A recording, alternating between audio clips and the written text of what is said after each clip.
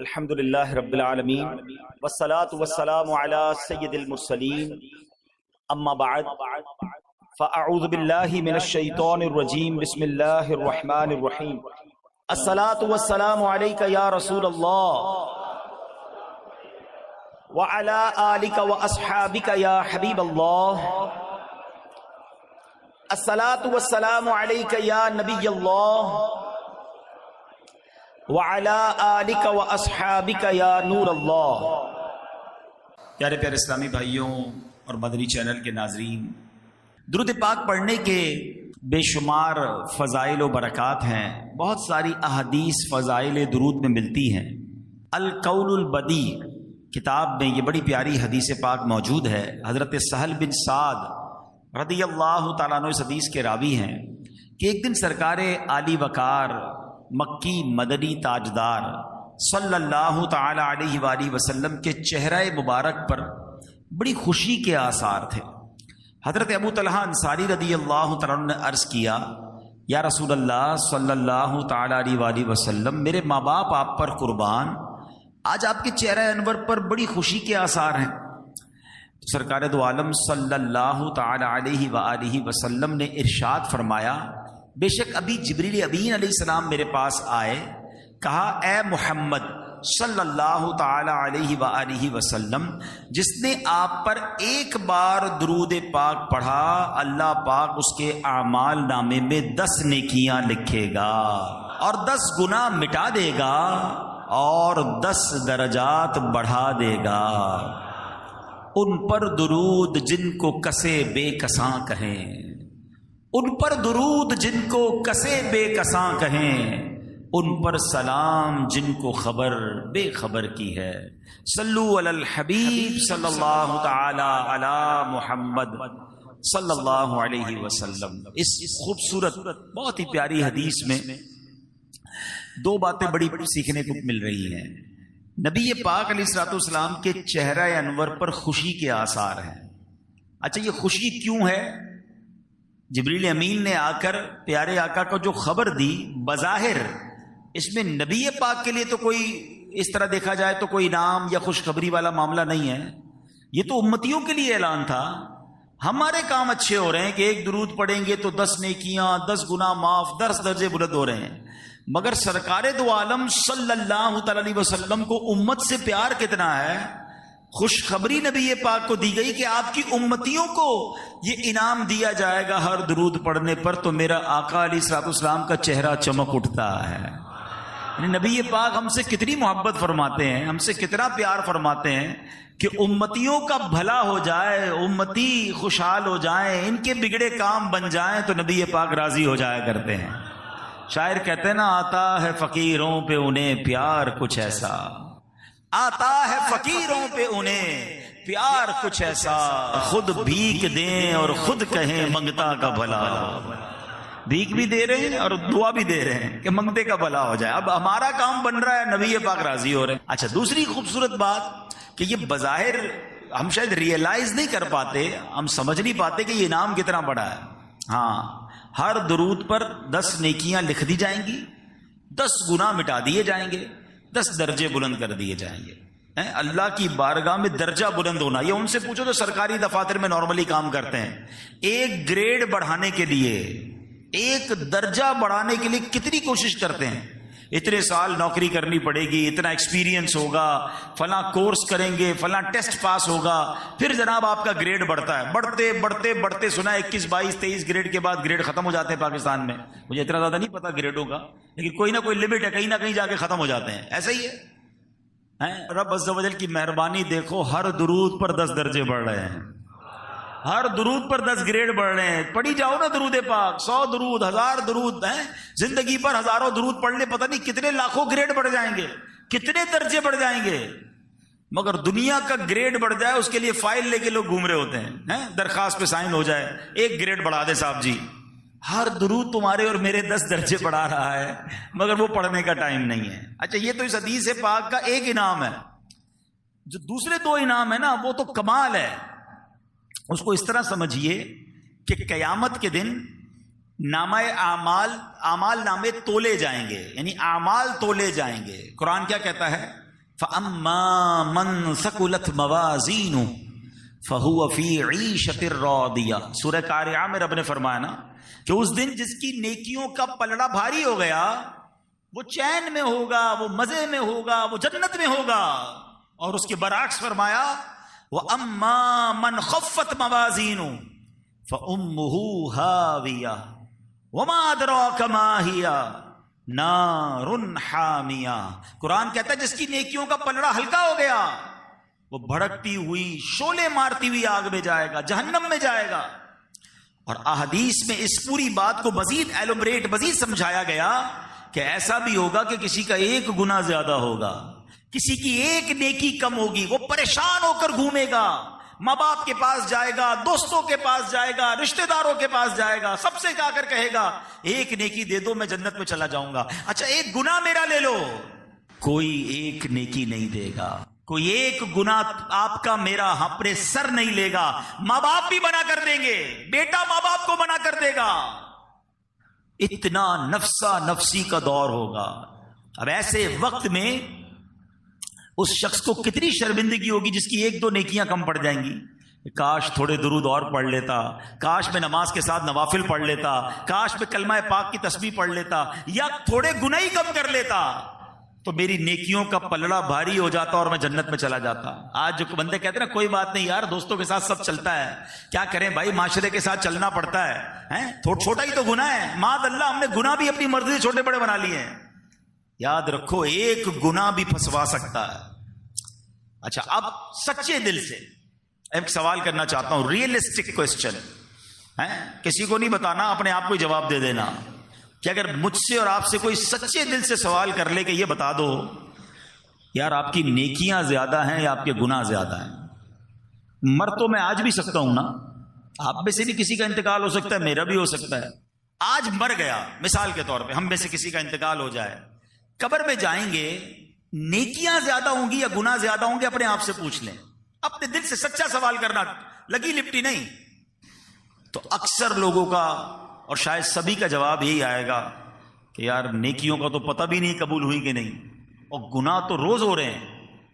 تو اب قیامت کے دن تو اعمال نامے میں گناہوں کا پلڑا بھاری ہو جائے گا، پھر کدھر جائیں، کیسے نکلوں گا اس سے؟ اب یہ حدیث دوبارہ سنو، اندازہ ہوگا درود پاک کیا کمال کا وظیفہ ہے. ہر درود پاک پر 10 نیکیاں عطا کی جاتی ہیں، 10 گناہ معاف کر لیے جاتے ہیں. یعنی درود پاک ایک ایسا شاندار وظیفہ ہے جو میزان عمل پر میرے بیلنس کو شاندار کر رہا ہے، بہتر کر رہا ہے، گناہوں کا پلڑا ہلکا کر رہا ہے، نیکیوں کا پلڑا بھاری کر رہا ہے. میں جتنے درود پڑھ رہا ہوں میرے گناہ کم ہو رہے ہیں، میری نیکیاں بڑھ رہی ہیں، میرے گناہ کم ہو رہے ہیں، میری نیکیاں بڑھ. اب بندہ سوچے کہ مجھے کتنے درود پڑھنے چاہیے، اتنے گناہ کر بیٹھا ہوں، کوئی 20 سال، کوئی 30 سال، کوئی 50 سال، 60 سال کا میرا بھائی بیٹھا ہے، ہزاروں پتہ نہیں کتنے گناہ ہو گئے ہیں. There is a way, there is a solution. یہ زبردست طریقہ ہمیں بتا دیا نبی پاک علیہ الصلوۃ والسلام نے کہ درود پاک پڑھتے جاؤ، تمہارے گناہ مٹائے جاتے رہیں گے، تمہاری نیکیاں بڑھائی جاتی رہیں گی.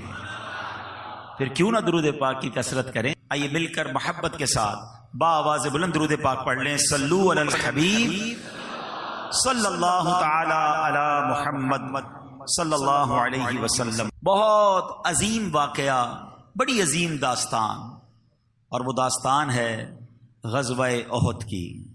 شوال کے مہینے میں یہ غزوہ ہوا 3 ہجری. ابھی مسلمان مدینے گئے ہی تھے، دوسرے سال غزوہ بدر ہو گیا اور اس کے اگلے سال غزوہ احد ہو گیا. احد کے میدان میں ایکچولی جو مکے کے لوگ تھے وہ بدلہ لینے آئے تھے. بدر کے میدان میں وہ ہزیمت، وہ ناکامی، وہ ذلت اٹھانی پڑی تھی کہ بڑے بڑے ان کے سردار مارے گئے تھے. اللہ نے فرشتے بھیج دیے تھے مدد کے لیے. اب ان کی یہ لوگ آگ، یوں سمجھے انتقام کی آگ میں جل رہے تھے. بدلہ لینے کے لیے حملہ ہوا. غزوہ احد کا واقعہ تو بہت طویل ہے، مگر میں آج اس عظیم ہستی کا ذکر کرنا چاہتا ہوں کہ جو اس غزوے میں شہید ہوئے. یوں تو کافی شہداء ہیں، مگر ان سب کے امیر الشہداء، سید الشہداء سیدنا امیر حمزہ رضی اللہ تعالیٰ عنہ کی ذات، اللہ اکبر، کیا عظیم ذات ہے. اللہ پاک تربت سید الشہداء پر اپنی کروڑوں رحمتوں کی بارش نازل فرمائے اور ہم سب کو ان کے فیوز و برکات سے مالا مال فرمائے۔ سیدی اعلیٰ حضرت کہتے ہیں نا، ان کے آگے وہ حمزہ کی جاں بازیاں، ان کے آگے وہ حمزہ کی جاں بازیاں، شیر غران سطوت پہ لاکھوں سلام۔ ایسی عظیم ہستی نبی پاک کے چچا ہیں۔ یاد رہے میرے آقا کے دو ہی چچا جو تھے وہ ایمان لائے، حضرت عباس رضی اللہ تعالیٰ عنہ اور حضرت حمزہ رضی اللہ تعالیٰ عنہ۔ حضرت حمزہ نبی پاک کے دوست بھی تھے، اس کی وجہ یہ تھی کہ پیارے آقا علیہ الصلوۃ والسلام اور حضرت حمزہ میں صرف 2 یا 3 سال کا عمر کا ڈفرنس تھا۔ نبی پاک نے ثویبہ نامی جو لونڈی تھی جو دودھ پلاتی تھی ان کا دودھ پیا تھا، اور حضرت حمزہ نے بھی ان کا دودھ پیا تھا۔ تو حضرت حمزہ نبی پاک علیہ الصلوۃ والسلام کے چچا ہونے کے ساتھ ساتھ دودھ شریک بھائی بھی تھے، رضائی بھائی بھی تھے۔ اچھا، آپ واقعی بڑے جلال والے، بڑے ہمت والے، بڑے حوصلے والے۔ ابھی آپ ایمان نہیں لائے تھے، آپ کے ایمان لانے کا جو واقعہ ہے نا، یہ بھی بڑا کمال کا واقعہ ہے۔ اور اسلامی تاریخ میں 6 سن نبوی وہ ہوتا ہے کہ جس میں نبی پاک نے اعلان نبوت فرما دیا، اور اس کے بعد جو سال گزرتے گئے اس کو سن نبوی کہتے ہیں۔ یعنی 40 سال کی عمر میں نبی پاک نے اعلان نبوت کیا تھا، 6 سال اعلان نبوت کے 6 سال حضرت حمزہ ایمان لائے۔ اچھا، یہاں میں 2 باتیں عرض کروں گا۔ حضرت حمزہ جو ایمان لائے، وہ ایمان لانے کا جو وجہ بنی نا وہ بڑی پیاری ہے۔ نبی پاک سے محبت کیسی تھی کہ جس دن پیارے آقا علیہ الصلوۃ والسلام کی شان میں ابو جہل نے بڑی شدید گستاخی کی، معاذ اللہ، بڑا برا بھلا اور جو بےہودہ باتیں تھیں وہ اس نے کی۔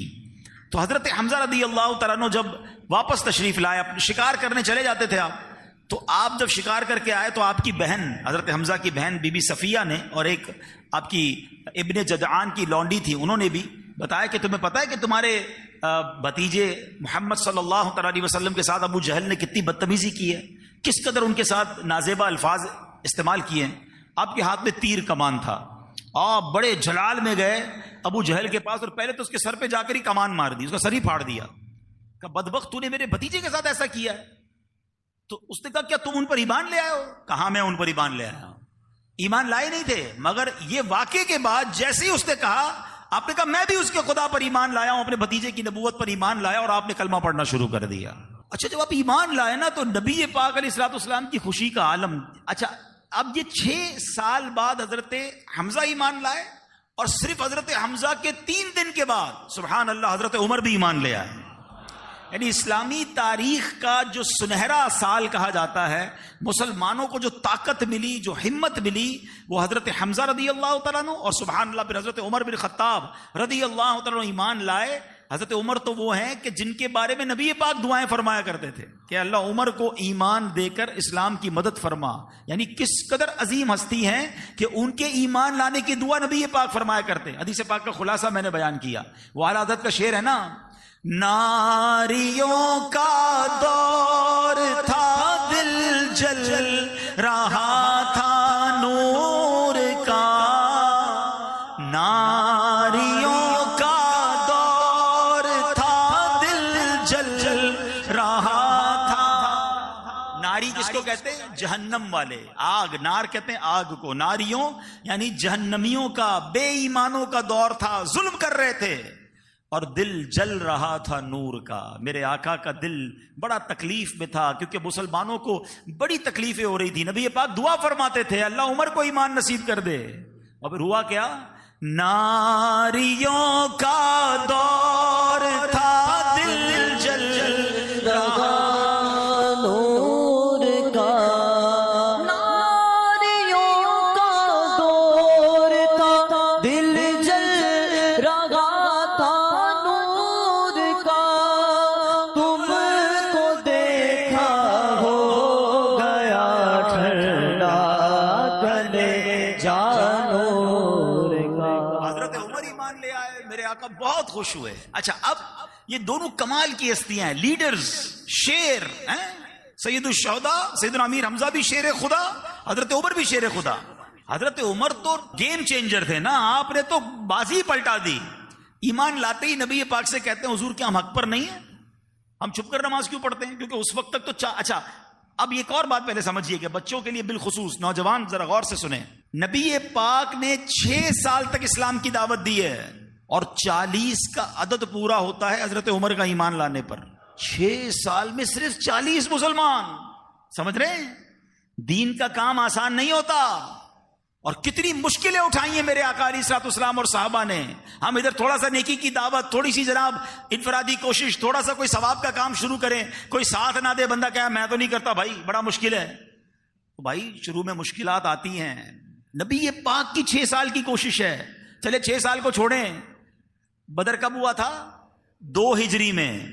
13 سال مکی زندگی، 2 سال مدنی زندگی. 13 اور 2 کتنے ہوتے ہیں؟ حساب آتا ہی نہیں آتا ماجر کیمپ والوں کو. کتنے سال ہو گئے؟ 15 سال. بدر کے میدان میں کتنے مسلمان تھے؟ پتہ ہی نہیں پتا کتنے تھے. 15 سال میں نبی پاک کی انفرادی کوشش، اللہ کے حبیب کوشش کر رہے ہیں. مسلمان کتنے ہو رہے ہیں؟ 313. ٹھیک ہے کچھ خواتین ہوں گی مدینے میں، لیکن 500-600 مسلمان نا. آپ سوچیں اسلام کتنی مشکل سے پھیلا ہے. تو یہ کاش ہمیں بات سمجھ آئے اور ہم جب بھی دین کا کام کریں تو پھر اس میں دل بڑا رکھیں. مگر پھر مدد کیسی آتی ہے کہ جب فتح مکہ ہوتا ہے، 10,000 صحابہ ہیں. کون سا سال ہے؟ 8 ہجری. اور جب 10 ہجری میں حجۃ الوداع ہوتا ہے تو 1 سال یا 2 سال کے عرصے میں معاملہ کہاں پہنچتا ہے کہ عرفات کے میدان میں 1,24,000 صحابہ موجود ہیں. اذا جاء نصر اللہ والفتح، قرآن نے یہ وعدہ فرمایا تھا جب فتح آئے گی تو کیا ہوگا؟ وَرَأَيْتَ النَّاسَ يَدْخُلُونَ فِي دِينِ اللَّهِ أَفْوَاجًا، لوگ فوج در فوج ایمان لائیں گے، فوج در فوج اسلام میں آئیں گے. میرے رب نے اپنا وعدہ پورا کر دکھایا. جیسے فتح مکہ ہوتی ہے اب جناب ریلے کے ریلے، فوج در فوج لوگ ایمان قبول کر رہے ہیں. مگر وہ دن یاد رکھو جب دار ارقم میں چھپ کر مسلمان عبادت کر رہے ہیں اور حضرت عمر ایمان لاتے ہیں تو 40 کا عدد پورا ہوتا ہے. حضرت عمر کہتے ہیں حضور ہم چھپ کر نماز کیوں پڑھتے ہیں؟ ہم چھپ کر عبادت کیوں کرتے ہیں؟ ہم کعبے کا طواف اعلانیہ کیوں نہیں کرتے؟ کیا ہم حق پر نہیں ہیں؟ اس وقت حال یہ تھا کہ مسلمان نماز پڑھتے تھے لوگ مارتے تھے، سجدہ کرتے تو مارتے، طواف کرتے تو مارتے، اذان دیتے تو مارتے. اے خوبصورت مسجدوں میں نماز پڑھنے والوں، تم ہمیں سوچنا چاہیے کتنے مزے سے ہم آج مسجد میں بیٹھے ہیں، پنکھے لگے، جھومر لگے، قالین بچھے ہوئے ہیں. سوچو وہ دن جب نماز پڑھنے پر مار پڑتی تھی، وہ پھر بھی نماز پڑھتے تھے. آج مؤذن بلاتا ہے حی علی الصلاۃ، حی علی الفلاح، مگر مسجد میں آنے کے لیے ہم تیار نہیں ہیں. سوچیں کتنا فرق ہے ہم میں اور ان میں. رمضان میں مسجد فل، رمضان کے بعد مسجد بھی پکارتی ہے کدھر گئے نمازی. ایسا نہ کرو، قدر کرو، ہماری مسجدوں کی قدر کرو، ہماری آسانیوں کی قدر کیجئے کہ آج ہمیں نماز پڑھنے پر مار نہیں پڑتی، اللہ کا نام لینے پر، کلمہ پڑھنے پر مارتا کوئی نہیں. اس زمانے میں مار پڑتی تھی، لہو لہان کیا جاتا تھا، مکے کی تپتی ریتوں پر لٹایا جاتا تھا. حضرت عمر کہتے ہیں حضور ہم کیوں چھپ کر عبادت کر رہے ہیں؟ اب کیا ہوا سنو. اچھا تھوڑا سا سینیریو سمجھیں گے تو اور مزہ آئے گا. اللہ کرے کہ اللہ پاک آپ کو جلدی جلدی مکہ پاک کی حاضری عطا فرمائے، آپ کے صدقے مجھے بھی حاضری عطا فرمائے. جو گئے وہ جلدی سمجھ جائیں گے، ورنہ آپ تھوڑا سا اگر تصویروں میں دیکھا ہے، یہ دار ارقم جو تھا نا جہاں پر یہ مسلمان چھپ کر عبادت کرتے تھے، یہ صفا کی پہاڑی کے پاس تھا. تو صفا مروہ سے کعبہ شریف زیادہ دور نہیں ہے. اب تو خیر بڑی عمارت وغیرہ بن گئی، ورنہ پھر بھی 5-6 منٹ میکسیمم 7 منٹ کی واک ہوگی، ایسا ہی ہے. اب دار ارقم کا دروازہ کھلتا ہے اور کعبے کی طرف جانا ہے. کتابوں میں لکھا 2 صفیں باہر نکلتی ہیں مسلمانوں کی. ایک صف کی قیادت حضرت حمزہ کر رہے ہیں، ایک صف کی قیادت حضرت عمر کر رہے ہیں. ہائے ہائے کیسا منظر ہوگا. 40 صحابہ ہیں، نبی پاک تشریف لے جا رہے ہیں ساتھ اور اس صفے بنا کر جا رہے ہیں. اور لیڈر کون ہے؟ حضرت حمزہ رضی اللہ تعالیٰ عنہ، اور دوسری طرف حضرت عمر رضی اللہ تعالیٰ عنہ. اور حضرت عمر جب کعبے کے سامنے گئے نا، سارے کفاران قریش ہر بار مارتے تھے، اس بار پھر پلان کیا ہوگا آنے تو پھر مارتے ہیں، سب کھڑے تھے تیار. اے ہائے شیر خدا. حضرت عمر پتہ کیا کہتے ہیں؟ جس کو اپنے بچے یتیم کروانے ہوں، اپنی بیوی بیوہ کروانی ہو، میرے سامنے آ جائے. کسی کی مجال نہیں ہوئی اور مسلمانوں نے علل اعلان طواف کرنا شروع کر دیا، علل اعلان نماز پڑھنا شروع کر دی۔ حضرت عمر تو گیم چینجر تھے نا، انہوں نے معاملہ ہی پلٹا دیا، اور سبحان اللہ ایسا مسلمانوں کو عروج ملا۔ تو سبحان اللہ، حضرت حمزہ رضی اللہ تعالیٰ عنہ اور حضرت عمر رضی اللہ تعالیٰ عنہ، ان سے اسلام کو بڑی تقویت ملی۔ اور پھر حضرت حمزہ چونکہ نبی پاک کے چچا بھی ہیں، بڑا کلوز ریلیشن بھی ہے، اور سبحان اللہ غزوہ احد کے موقع پر ہی was the leader of that battle, آپ اس غزوے کے لیڈر تھے، اور بڑی جواں مردی کے ساتھ آپ نے جناب اس لڑائی میں حصہ لیا۔ مگر ایک بدبخت نے اس زمانے میں ایک آپ کے بارے میں پلان ہوا کہ آپ کو نیزہ مارنا ہے، آپ کو نیزہ مارا گیا، آپ شہید ہو گئے، پھر آپ کے جسم کے جو ہے وہ اعضاء بھی چبائے گئے۔ اللہ اکبر، اتنی بے دردی سے آپ کو شہید کیا گیا۔ نبی پاک بہت آنسو بہائے، نبی پاک بہت یوں سمجھیے غم زدہ ہوئے، اور حضرت حمزہ جو ہیں وہ 15 شوال آپ کا یوم وصال، اللہ کریم سیدنا حمزہ رضی اللہ تعالیٰ کی قبر انور پر کروڑوں انوار و تجلیات کی بارش نازل فرمائے۔ پھر اللہ کی شان دیکھیں اور نبی پاک کی مہربانیاں دیکھیں کہ جس نے نیزہ مارا تھا، اللہ کریم کی رحمت سے نبی پاک علیہ الصلوۃ والسلام نے اسے معاف بھی فرمایا، وہ پھر مسلمان بھی ہو گئے، اور اس کے بعد انہوں نے صحابی کا مرتبہ بھی پا لیا۔ ہاں، جس خاتون نے حضرت حمزہ رضی اللہ تعالیٰ عنہ کا جگر چبایا تھا، آپ کے اعضاء کاٹے گئے تھے، جس کے کہنے پر میرے آقا نے انہیں بھی معاف فرما دیا، نہ صرف معاف فرمایا بلکہ صحابیہ کا درجہ بھی عطا فرما دیا۔ کیا بات ہے ہمارے مذہب کی، کیا بات ہے نبی پاک کی مہربانیوں کی۔ اس واقعے سے بھی یہ سیکھنے کو ملتا ہے کہ ہمیں اپنے دشمنوں کو بھی معاف کر دینا چاہیے۔ ہمارے ساتھ تو کسی نے ایسا نہیں کیا نا کہ ہمارے کسی رشتہ دار کو قتل کیا، اس کے کلیجہ بھی چبایا، اتنا بڑا دکھ پہنچایا، نہیں، نبی پاک نے انہیں بھی معاف فرما دیا۔ تو ہمیں بھی اب ان شخصیات کے بارے میں جنہوں نے ایسا کیا، برے الفاظ اب ہم نہیں کہہ سکتے۔ جب اللہ نے معاف کر دیا، اللہ کے حبیب علیہ الصلوۃ والسلام نے معاف کر دیا، بلکہ وہ شخصیات تو اب صحابیت کے درجے پر پہنچ گئے۔ تو اے میرے پیارے اسلامی بھائیوں، ہمیں یہاں یہ سیکھنے کو ملتا ہے کہ ہمیں اپنی زندگی میں معافی تلافی کا معاملہ بھی جاری رکھنا چاہیے۔ اب ہم آتے ہیں میرے پیارے اسلامی بھائیوں حضرت حمزہ رضی اللہ تعالیٰ عنہ اور شہدائے احد۔ سبحان اللہ، اللہ مجھے اور آپ کو مدینہ منورہ کی بار بار حاضری عطا فرمائے۔ مدینے جایا کریں تو روزانہ ہی سید الشہداء کی بارگاہ میں جایا کریں۔ سیدنا امیر حمزہ اور آپ کے بالکل برابر میں حضرت مصعب بن عمیر ہیں، حضرت عبداللہ بن جحش رضی اللہ تعالی عنہ ہیں، اور سبحان اللہ جو شہدائے احد ہیں ان کے بارے میں روایتوں میں یہ مضمون ملتا ہے کہ جو ان کی بارگاہ میں جا کر سلام پیش کرتا ہے، یہ قیامت تک اس سلام بھیجنے والے کو سلامتی کی دعاؤں سے نوازتے رہتے ہیں۔ مبارک ہو انہیں جو سید الشہداء کی حاضری کو جا چکے، اللہ ہمیں بھی یہ حاضری بار بار نصیب فرمائے۔ بڑی کمال کی ہستی ہیں، بڑی موٹیویشن ملتی ہے آپ کے بارے میں جان کر، سبحان اللہ۔ اے میرے پیارے اسلامی بھائیوں، آج ایک بڑی کمال کی جو ہے وہ آپ کو حدیث پاک سنانی ہے، اور بڑی کمال کی اس میں فضیلت ہے جو بتانی ہے۔ حضرت ابو امامہ باہلی رضی اللہ عنہ، یہ بڑے کمال کے صحابی رسول ہیں، بہت بلند مرتبہ، بلند ہمت والے، عبادت گزار تھے، خوب صدقہ و خیرات کرتے، کسی سوالی کو خالی ہاتھ نہیں لوٹاتے تھے، نفل روزوں کے بہت شوقین تھے۔ آپ کے اہل خانہ، زوجہ، محترمہ، کنیزیں، غلام سبھی روزے رکھتے تھے۔ دن کے وقت ان کے گھر کھانا بنتا ہی نہیں تھا، اگر کبھی ان کے گھر سے دھواں دکھائی دیتا کہ دھواں اٹھ رہا ہے تو لوگ سمجھ جاتے کہ آج حضرت ابو امامہ کے گھر مہمان آئے ہیں، ورنہ ان کے ہاں تو سب روزے رکھتے ہیں۔ ایسے کمال کے صحابی رسول، عالم دین بھی تھے۔ آپ کا معمول تھا کہ نبی پاک کی باتیں لوگوں کو جمع کر کے سنایا کرتے تھے۔ ایک بڑی پیاری حدیث پاک ہے جو حضرت ابو امامہ رضی اللہ تعالیٰ عنہ نے روایت کی ہے۔ آپ روایت کرتے ہیں کہ یہ حدیث ترمذی شریف میں ہے کہ نبی پاک علیہ الصلوۃ والسلام نے فرمایا، ان اغبط اولیاء عندی، بے شک میرے نزدیک میرے دوستوں میں زیادہ قابل رشک دوست وہ ہیں جن میں یہ صفات ہوں۔ ہائے ہائے، نبی پاک کیا فرما رہے ہیں؟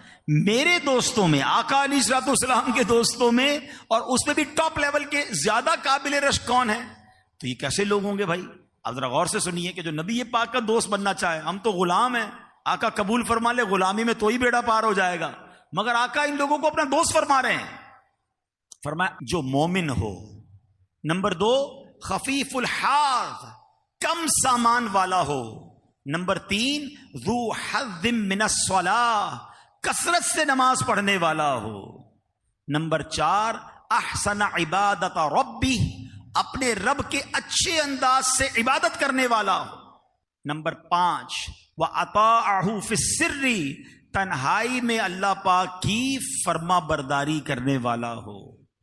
نمبر 6 وَكَانَ غَامِضًا فِي النَّاسِ لَا يُشَارُ إِلَيْهِ بِالْأَصَابِعِ، لوگوں میں چھپا ہوا ہو، اس کی طرف انگلیوں سے اشارے نہ کیے جاتے ہوں۔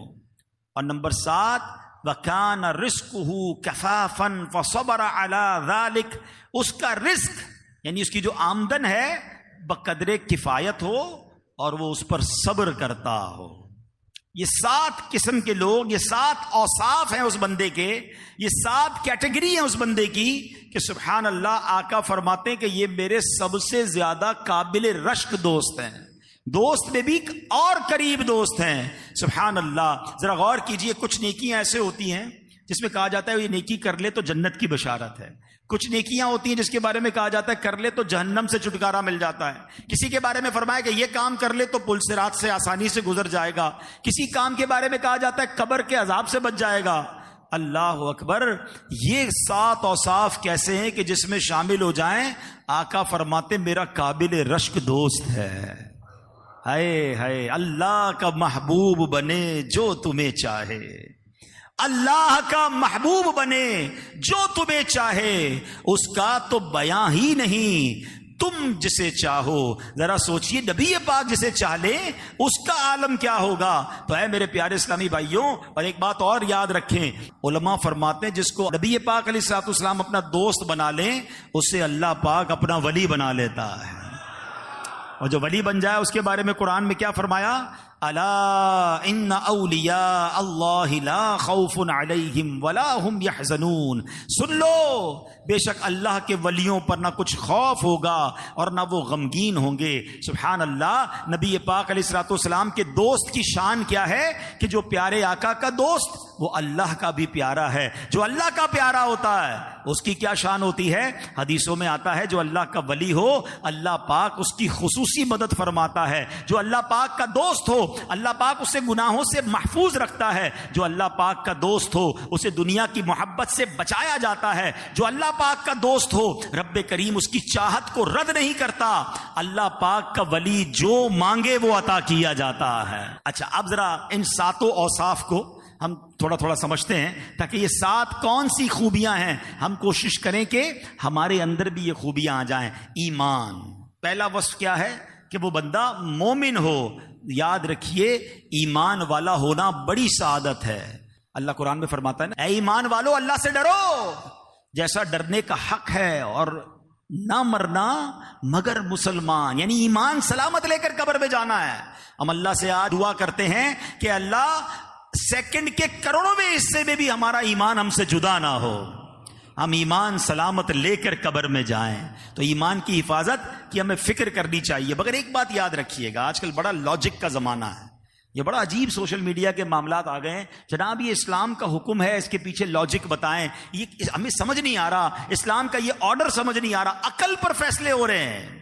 نہیں جناب، ایمان جو ہے نا اس کی بنیاد عقل پر نہیں رکھنی ہے، ایمان کی بنیاد عشق پر رکھنی ہے۔ ہاں یاد رکھیے گا، بعض اوقات عقل اٹک جاتی ہے، ایمان کے معاملات یہ عشق سے ہوتے ہیں۔ اللہ کو دیکھا ہے؟ نہیں دیکھا نا، مانتے ہیں اللہ ایک ہے۔ نبی پاک بظاہر ہم نے ان کا دور نہیں پایا، دیدار نہیں ہوا ہم میں سے بہت سو کو، ہم مانتے ہیں وہ اللہ کے نبی ہیں، وہ آخری نبی ہیں۔ ہم نے نہیں دیکھا جبریل امین قرآن لے کر آتے تھے، اللہ کے نبی سے سنا ہے، ہم ایمان لے آئے کہ جبریل امین بھی ہیں، قرآن بھی نازل ہوا ہے، اللہ کی آخری کتاب ہے، اس پہ کوئی شک نہیں ہے۔ ارے جب اتنی باتیں بغیر دیکھے مان لی، بغیر دلیل کے مان لی، اب کدھر سے تمہارے دماغ میں یہ باتیں آئی ہیں کہ جناب لاجک بتائیے، اس کی وجہ بتائیے، اسلام کا یہ حکم کیوں ہے ہمیں سمجھ نہیں آ رہا۔ میری آپ کی سمجھ کیا ہے؟ ہمارا کام ماننا ہے، ہم ایمان لائے ہیں اللہ پر، ہم غیب پر ایمان لانے والے ہیں۔ تو بڑی گہری بات ہے کہ نبی پاک کا دوست وہ ہے جو مومن ہے، اور مومن وہ ہے جو ایمان سلامت لے کر دنیا سے جائے۔ تو شیطان کے واروں سے اگر بچنا ہے تو اپنے ایمان کی جو بنیاد ہے وہ عشق پر رکھنی ہے۔ کیا خوبصورت بات کہی نا، فرمایا کہ عقل جو ہے، عقل کو تنقید سے فرصت نہیں، عقل کو تنقید سے فرصت نہیں، عشق پر اعمال کی بنیاد رکھ، عشق پر اعمال کی بنیاد رکھنی ہوتی ہے۔ اے میرے پیارے اسلامی بھائیوں، حضرت ابراہیم کا واقعہ آپ کو نہیں پتا؟ خلیل اللہ، کتنی بڑی آگ تھی۔ آج چھوٹی سی آگ ہو، کوئی کہہ ذرا ہاتھ ڈالو کہ پاگل ہو گئے، ہاتھ جل جائے گا، اتنی بڑی آگ تھی آپ کے سامنے کہ کوئی پرندہ نہیں اڑ سکتا تھا، نو فلائنگ زون ہو گیا تھا وہ ایریا، اتنی بڑی آگ ہے، اور آپ کو اس آگ میں ڈالا جا رہا ہے۔ عمر کتنی؟ 18-20 سال کا نوجوان، ابھی عمر بھی آپ کی اتنی زیادہ نہیں تھی۔ عقل کیا کہہ رہی تھی؟ جاؤ گے تو جل جاؤ گے، سیکنڈوں کے اندر ختم ہو جاؤ گے۔ مگر عشق نے فیصلہ کیا کہ اگر یہی رب کی رضا ہے تو میں آگ میں جانے کے لیے بھی تیار ہوں۔ شاعر مشرق سے پوچھو نا، فرمایا بے خطر کود پڑا آتش نمرود میں عشق۔ کون کودا تھا؟ عشق کودا تھا، عقل نہیں۔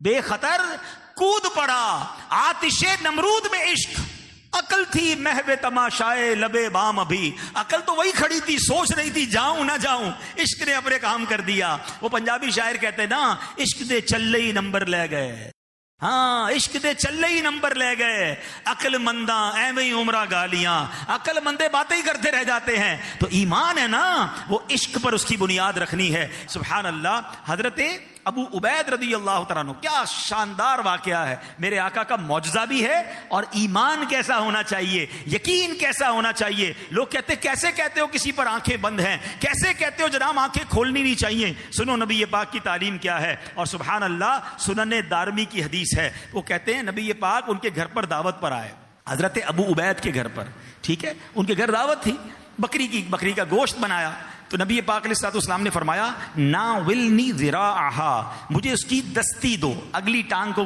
بکری کی جو دو اگلی ٹانگیں ہوتی ہیں اس کو دستی کہتے ہیں، اور جو پچھلی ٹانگیں ہوتی ہیں اس کو ران کہتے ہیں، ایسا ہی ہے نا۔ تو نبی پاک نے فرمایا مجھے اس کی دستی دو۔ پیارے آقا علیہ الصلوۃ والسلام کو دستی کا گوشت پسند تھا۔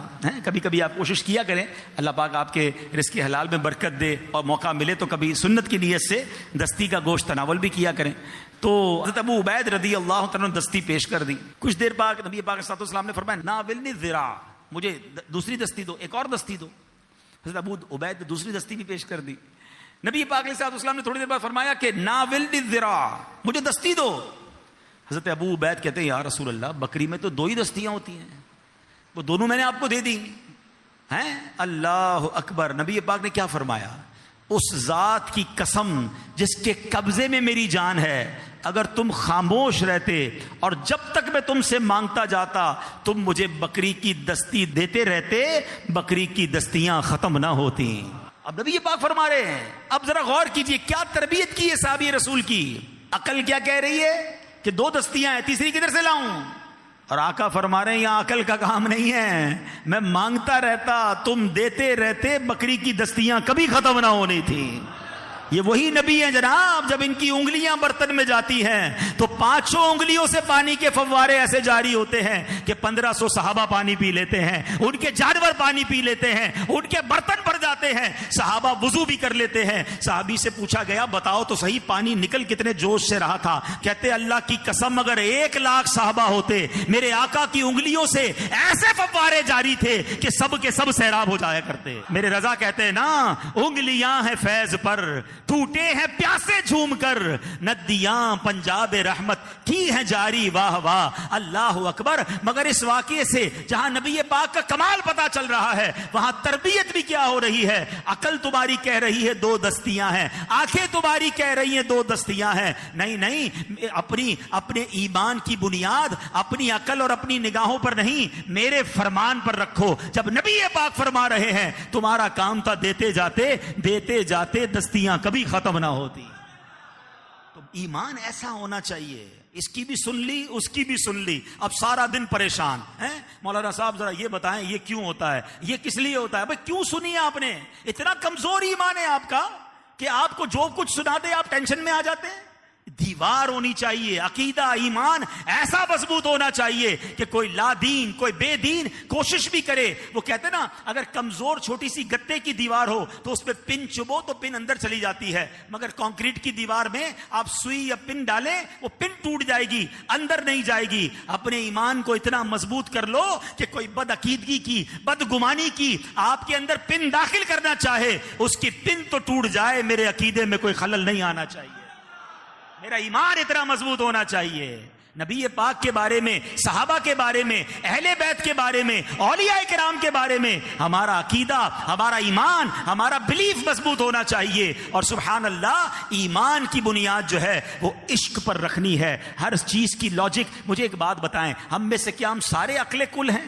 ہم خود کہتے ہیں یار یہ بندہ بڑا عقل مند ہے, اگلا ملتا ہے بندہ کہتا ہے یہ اس سے زیادہ عقل مند ہے, ارے باپ رے باپ یہ تو جینیس ہے. مگر بعض اوقات جو جینیس ہوتا ہے اس کی کوئی تحقیق ہوتی ہے, 50-100 سال بعد وہ غلط ثابت ہو جاتی ہے, نئی تحقیق آ جاتی ہے. تو یہ تو ہماری عقلوں کا حال ہے. اور ہم کہتے ہیں جناب ایمان کو بھی عقل پر تولیں گے, اللہ کی قدرت کو بھی عقل سے چیک کریں گے, اولیاء کرام کی کرامتوں کو بھی عقل سے سمجھیں گے. میری آپ کی عقل کی اوقات نہیں ہے. ہمارا کام عشق کے بنیاد پر اپنے عقیدے اور ایمان کو مضبوط رکھنا ہے. اور یہی ہمارے صحابہ کا انداز تھا, یہی ہمارے اولیاء کرام کا انداز تھا. مجھے ایک بات بتاؤ نا, ایک غزوہ بدر کے اسی غزوہ احد کی بات ہے, حضرت ابو قتادہ کی آنکھ باہر آ گئی.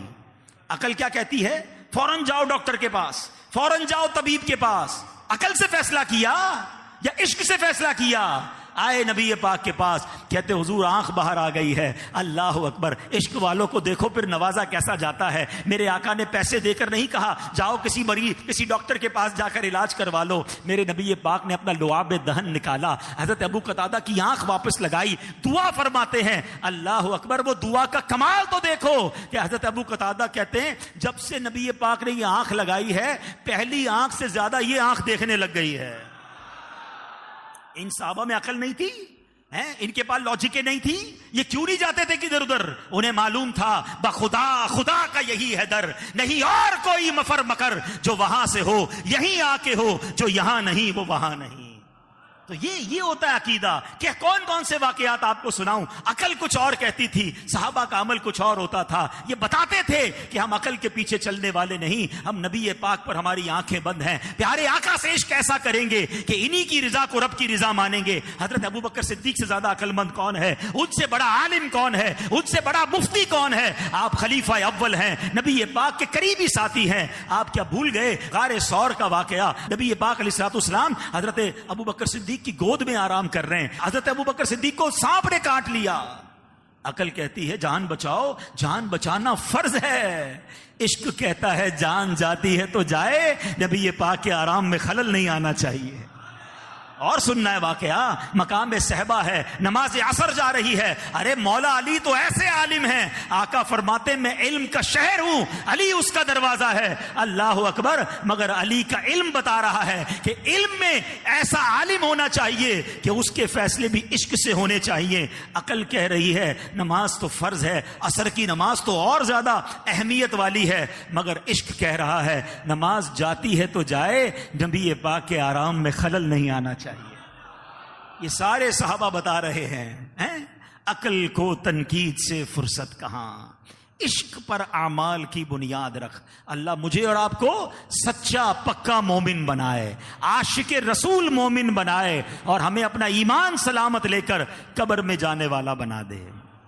بہت ساری باتیں یاد آ رہی ہیں, مگر ظاہر بیان کا ایک وقت بھی ہوتا ہے. اگلے پوائنٹ کی طرف چلتے ہیں. نبی پاک نے فرمایا کہ میرا جو دوست ہے اس کے جو سب سے رشک والے جو دوست ہیں اس کے 7 اوصاف ہیں. پہلا مومن, دوسرا فرمایا کم مال و عیال والا ہو. نبی پاک کے دوست میں کیا فرمایا؟ خفیف الحاظ, کم سامان والا ہو. کیونکہ دنیا کا سامان زیادہ ہوگا نا, حرام کا ہوگا تو مار پڑے گی, اور حلال بھی ہوا تو حساب دینا پڑے گا. پچھلی آسمانی کتابوں میں ہے اللہ پاک نے فرمایا اے ابن آدم میں نے سب کچھ تیرے فائدے کے لیے بنایا اور تجھے اپنی عبادت کے لیے بنایا ہے. ہاں, پس اپنے مقصد تخلیق کو بھول کر جو تیرے لیے بنایا ہے اس میں دل نہ لگاؤ. کاش یہ بات سمجھ آ جائے کہ یہ دنیا ہمارے لیے, ہم دنیا کے لیے نہیں ہیں. وہ کہتے نا پانی کے اوپر کشتی چلے تو کنارے پہ لگ جاتی ہے, پانی کے اندر کشتی چلی جائے تو ڈوب جایا کرتی ہے. لوگ دنیا میں غرق ہو گئے. دنیا کے مال اور دنیا کے اسباب کے پیچھے اتنا نہ بھاگیں. جو آپ کی اور میری ضرورت کے لیے مل جائے اللہ کا شکر ہے، مگر ساری زندگی صرف دنیا نہیں. فرمایا کم سامان والا، کم جس کو کہیں کہ دنیا کے معاملات والا ہوگا وہ نبی پاک کا دوست ہوگا. حضرت عیسیٰ علیہ السلام ایک پہاڑ کے قریب سے گزرے. اب سوچے پہلے کے لوگ کیسے تھے. ایک بوڑھا شخص ملا، عبادت میں مصروف تھا. آپ نے کہا بابا جی آپ نے گھر کیوں نہیں بنایا اپنا، آپ بغیر گھر کے رہتے ہیں. بابا جی نے پتہ کیا کہا، کہتے ہیں کہ میں آپ سے پہلے نبیوں کی بھی میں نے خدمت کی ہے. مجھے بتایا گیا کہ میری عمر صرف 700 سال ہوگی. میں نے سوچا صرف 700 سال ہی دنیا میں رہنا، تو گھر بنانے کی کیا ضرورت ہے، عبادت میں زندگی گزارتے ہیں. 700 سال زندگی کا پتہ تھا انہیں، پھر بھی گھر نہیں بنایا. اور آج قبر میں پیر ہوتے بندہ کہتا ہے نیا گھر بنانا ہے. بعض اوقات دل ہی نہیں بھرتا ہے، حل من مزید، حل من مزید. اتنا دنیا میں غرق نہ ہو جائے. صرف اسی لیے نہیں آئے میں اور آپ ہیں. کاش یہ بات سمجھ آ جائے کہ یہاں 60-70 سال رہنا ہے اور قبر میں قیامت تک رہنا ہے، پتہ نہیں کتنے 100 کتنے ہزار سال. تو یہ بات سمجھ آ جائے اور ہم وہاں کی تیاری کرنے میں لگ جائیں. اے میرے پیارے اسلامی بھائیو، آگے فرمایا ذو حظ من الصلاۃ، کثرت سے نماز پڑھنے والا ہو. ادھر تو فرض نماز پڑھی نہیں جا رہی ہے. کاش ایسا ہو جائے کہ ہم فرض بھی پڑھیں، پھر سنتیں بھی پڑھیں، پھر نفل بھی پڑھیں، اشراق و چاشت بھی پڑھیں، اوابین بھی پڑھیں، اللہ کرے تو تہجد بھی پڑھیں. کیسے کیسے فضائل ہیں. ترمذی شریف کی حدیث میں ہے جو نماز فجر با جماعت ادا کرے، پھر ذکر اللہ کرتا رہے یہاں تک کہ سورت بلند ہو جائے، پھر 2 رکعتیں پڑھے تو اسے پورے حج و عمرے کا ثواب ملتا. ہاں 2 رکعت میں حج و عمرے کا ثواب ہے. اللہ کرے یہ چاشت کے نوافل میں نصیب ہو جائیں. پھر فرمایا جو چاشت کی 2 رکعتیں پابندی کے ساتھ ادا کرتا رہے اس کے گناہ معاف کر دیے جائیں گے، اگرچہ سمندر کی جھاگ کے برابر ہو. مغرب کے بعد اوابین کے فضائل کیا ہیں؟ حدیث پاک میں ہے جو مغرب کی 6 رکعتیں اس طرح ادا کرے کہ ان کے درمیان کوئی بات نہ کہے تو یہ 6 رکعتیں اس کے لیے 12 سال کی عبادت کے برابر ہوں گی. یہ نفلی عبادتوں کا ثواب ہے. اللہ عطا فرما دے. مدنی قافلوں میں سفر کرتے رہا کریں. ان نفلی عبادتوں کا وہاں ہمیں عادتیں بھی بتائی جاتی ہیں، عادت پڑ بھی جاتی ہے. ماشاءاللہ جو نیک اعمال کا رسالہ فل کرتے ہیں روزانہ، اس میں بھی یہ سوال ہے نا کہ کیا آپ نے اوابین پڑھے، اشراق و چاش کے نوافل پڑھے، تہجد پڑھی. اللہ کرے کہ یہ کثرت سے نماز پڑھنے والوں میں ہم شامل ہو جائیں. انعام کیا ہے کہ نبی پاک فرماتے ہیں میرا رشک لانے والا دوست ہے، عزیز دوست ہے، پیارے آقا اسے دوست کہہ رہے ہیں. تو اب سوچئے کہ ہمیں کتنی اس کی فکر کرنی چاہیے. آگے فرمایا نبی پاک علیہ الصلوۃ والسلام نے کہ اگلا وصف کیا ہے. فرمایا تنہائی میں بھی اپنے رب کی فرما برداری کرنے والا ہو. ہائے ہائے ہائے، کاش ایسا ہو جائے کہ ہم اکیلے میں بھی رب سے ڈریں. آج دنیا والے دیکھ لیں اس بات کی ٹینشن تو ہے، ابو نہ دیکھ لیں، بھائی نہ دیکھ لیں، محلے والے نہ دیکھ لیں، شہر والے نہ دیکھ لیں. اللہ دیکھ رہا ہے، اس کی کوئی پرواہ نہیں. ایک حدیث سنیے، میں نے آج حدیث پڑھی نا ادھر جا کے لگتی ہے. جملہ سنیے گا. اللہ کے نبی علیہ الصلوۃ والسلام فرماتے ہیں ان کے پاس ایک صحابی آئے، کہتے یا رسول اللہ صلی اللہ تعالی علیہ وسلم مجھے کچھ نصیحت کیجیے. تو نبی پاک نے فرمایا اللہ پاک سے ایسے حیا کرو جیسے اپنی قوم کے نیک شخص سے حیا کرتے ہو. ہائے ہائے ہائے، یہ کتنا کیسا سمجھایا نبی پاک نے کہ اپنی قوم میں کوئی نیک بندہ ہو نا، بندہ سگریٹ چھپا لیتے ہیں، بعض اوقات اس کے سامنے گناہ نہیں کرتے، کم از کم اتنی تو اللہ سے حیا کر لو جتنی اپنی قوم کے نیک بندے سے حیا کرتے ہیں. مگر آج لوگوں کا خیال ہے، رب کا خیال نہیں ہے. کاش ہم تنہائی میں بھی رب کی بارگاہ میں حیا کرنے والے بن جائیں، گناہ سے بچنے والے بن جائیں. چھٹا وصف فرمایا وَكَانَ غَامِدًا فِي النَّاسِ لَا يُشَارُ عِلَيْهِ بِالْأَصَابِعِ، وہ لوگوں میں چھپا ہوا ہو، لوگ اس کی طرف انگلیوں سے اشارے نہ کریں. مشہور ہونے کی جو تمنا ہے نا، حب جا ایسی گھر کر گئی ہے. اب تو بڑی بڑی عمر کے بزرگ ہوتے ہیں وہ بھی کہتے ہیں ہمیں بھی سیلفی چاہیے. ارے بابا جی آپ ان کن کاموں میں پڑ گئے؟ چھوٹے بچے سے لے کر بڑے آدمی تک بہت سارے لوگوں کو جناب اب یہ عجیب سا خط سوار ہو گیا، میرے لائکس ہوں، میرے فالوورز ہوں، دنیا مجھے جانے. ذرا سوچئے کہیں ایسا نہ ہو یہ عادت ہمیں برباد کر دے. ذرا غور سے سنیے گا حدیث پاک. نبی پاک علیہ الصلوۃ والسلام فرماتے ہیں جو حب جاں ہے نا یہ کس طرح ایمان کو برباد کرتی ہے. فرمایا 2 بھوکے بھیڑیے بکریوں کے ریوڑ میں جتنی تباہی نہیں مچاتے، مال اور شہرت کی محبت اس سے زیادہ تباہی انسان کے دین میں مچا دیتی ہے۔ بھوکے بیڑیوں اور بکریوں کے ریوڑ میں چھوڑے کیسی چیڑ پھاڑ کر دیں گے؟ فرمایا مال کی محبت اور شہرت کی محبت بندے کے ایمان کو ایسے برباد کر دیتی ہے۔ یہ خدارہ اس سے نکل آئیے، اللہ کی رضا کے لیے نیکیاں کیجئے، شہرت کی خواہش نہ ہو۔ ہاں اللہ جسے چاہے عزت دے، وَتُعِزُّ مَن تَشَاءُ وَتُذِلُّ مَن تَشَاءُ۔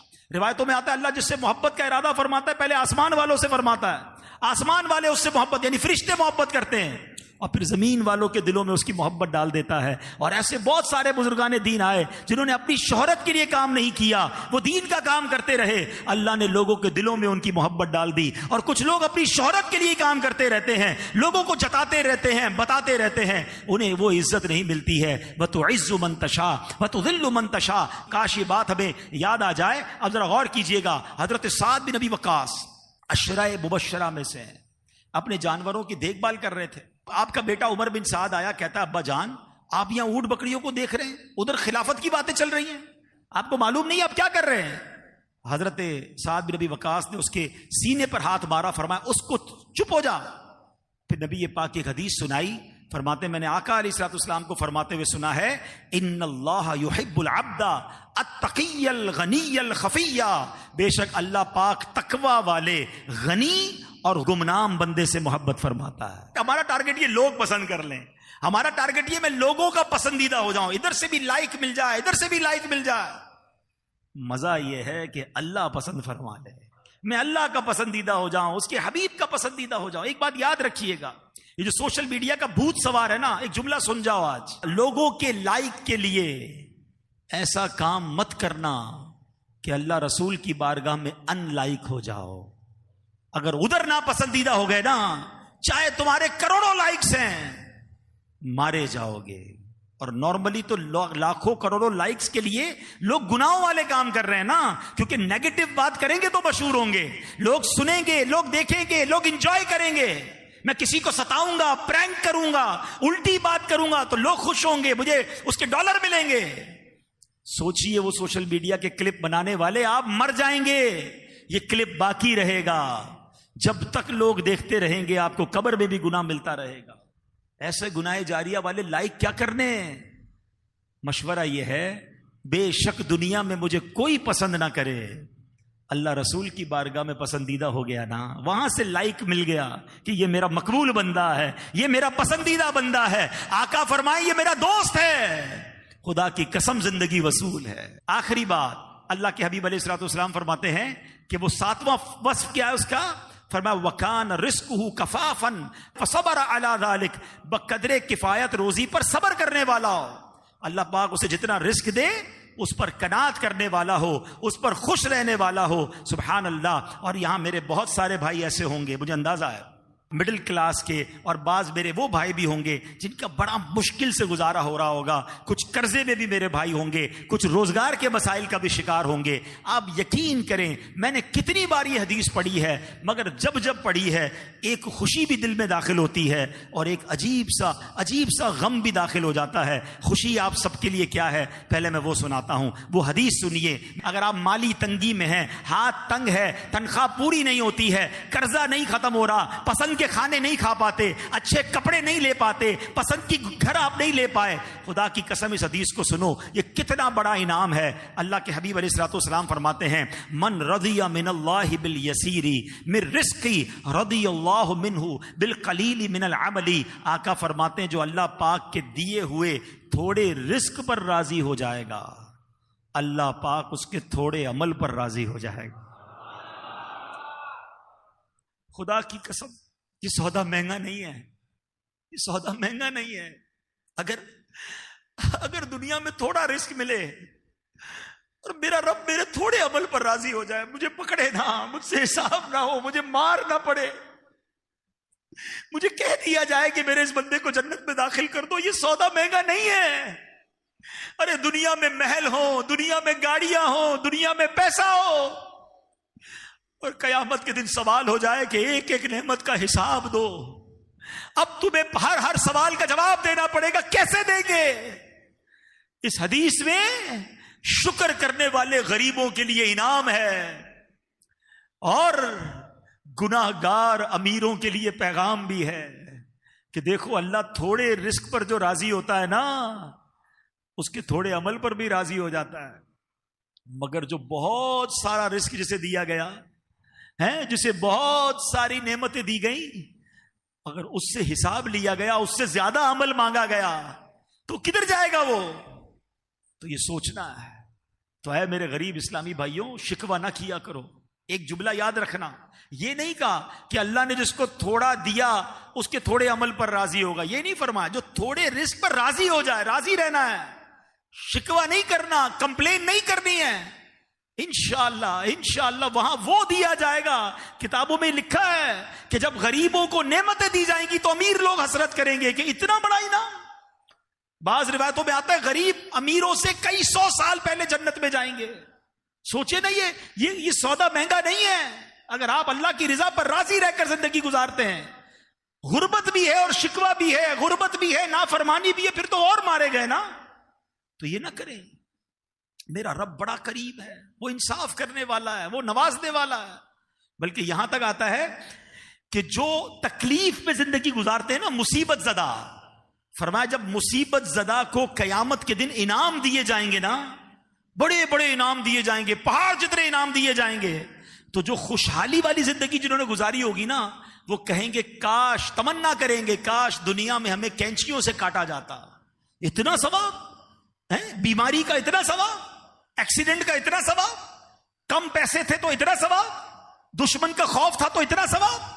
ہمیں تو کچھ تکلیف دی نہیں گئی، ہمیں نہیں مل رہا قیامت کے دن ثواب۔ یہ سوچئے، اگر آپ تکلیف میں ہیں اور آپ صبر کر رہے ہیں، انشاءاللہ ثواب آپ کا انتظار کر رہا ہے، نعمتیں آپ کا انتظار کر رہی ہیں، جنتی محل آپ کے منتظر ہیں، مگر صبر کے ساتھ۔ ان اللہ مع الصابرین۔ تو اے میرے پیارے اسلامی بھائیوں، بہت مختصر میں نے ان 7 اوصاف پر کچھ بات کی ہے، جس کے بارے میں نبی پاک فرماتے میرا دوست ہے، کاش ہم ان اوصاف پر عمل کرنے والے بن جائیں، اللہ کی رضا پر راضی رہنے والے بن جائیں، دنیا کی محبت دل سے نکال کر اللہ اور اس کے رسول کی اور آخرت کی محبت میں زندگی گزارنے والے بن جائیں۔ ایسی پیاری باتیں دعوت اسلامی کے ماحول میں سیکھی اور سکھائی جاتی ہیں۔ اس ماحول سے وابستہ رہیں، اجتماعات میں شرکت کرتے رہیں، مدنی قافلوں میں سفر کرتے رہیں۔ صلو علی الحبیب۔